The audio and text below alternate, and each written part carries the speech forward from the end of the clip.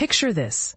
A top U.S. official, tasked with overseeing national security, gets visibly rattled by a protester in a goofy chicken costume.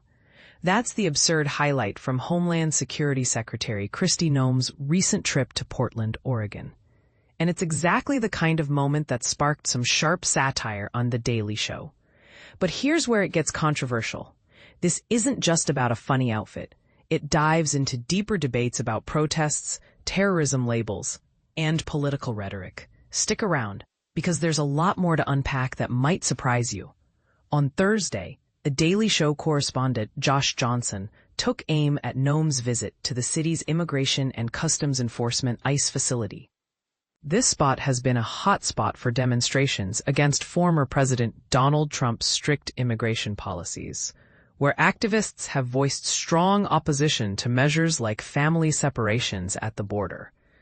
Johnson shared a clip of Noem strolling across the facility's rooftop, only to lock eyes with a demonstrator below, dressed in a bright yellow chicken suit, a playful yet pointed protest symbol. Okay, that might not seem terrifying at first glance, Johnson joked, but remember, for someone like Noem, running into a farm animal while unarmed is downright petrifying. He was referencing her 2024 memoir, where she candidly described euthanizing a family dog and a goat on her South Dakota farm. For beginners wondering about this, it's a personal anecdote that stirred quite a bit of backlash, with critics arguing it showed a callous attitude toward animals, while supporters saw it as a straightforward tale of rural life.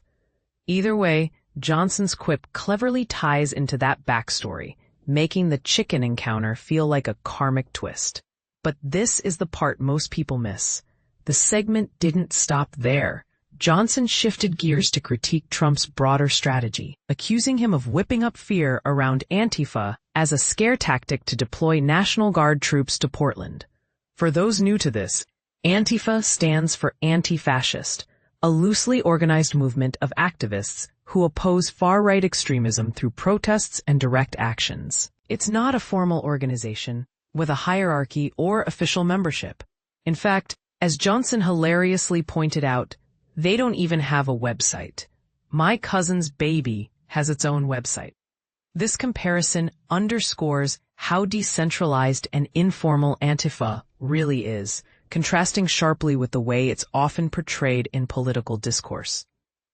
Johnson then poked fun at the idea of Antifa's supposed sophistication, before cutting to a clip of Noem herself. She drew parallels between Antifa and notorious groups like MS-13, ISIS, Hezbollah, and Hamas, labeling them all as equivalent threats. Wait, what? And they're right here? Johnson exclaimed, turning it into comedy gold. She makes Antifa sound like the Power Rangers of terrorism. It's a lighthearted jab, but it highlights a real point of contention. Is Antifa truly on par with these international terrorist organizations? Or is this exaggeration fueling unnecessary crackdowns on dissent? To see the full monologue and Johnson's witty delivery, check out the Thursday episode of The Daily Show. It's a reminder of how humor can cut through complex issues, but it also raises eyebrows about how we define threats in today's polarized climate. What do you think? Does Noem's chicken suit showdown reveal more about her vulnerabilities? Or is it just harmless fun? And on the bigger question, is Antifa being unfairly demonized as a terrorist group, or does it pose a genuine risk? Do you agree with Trump's use of it to justify military presence in cities? Share your opinions in the comments.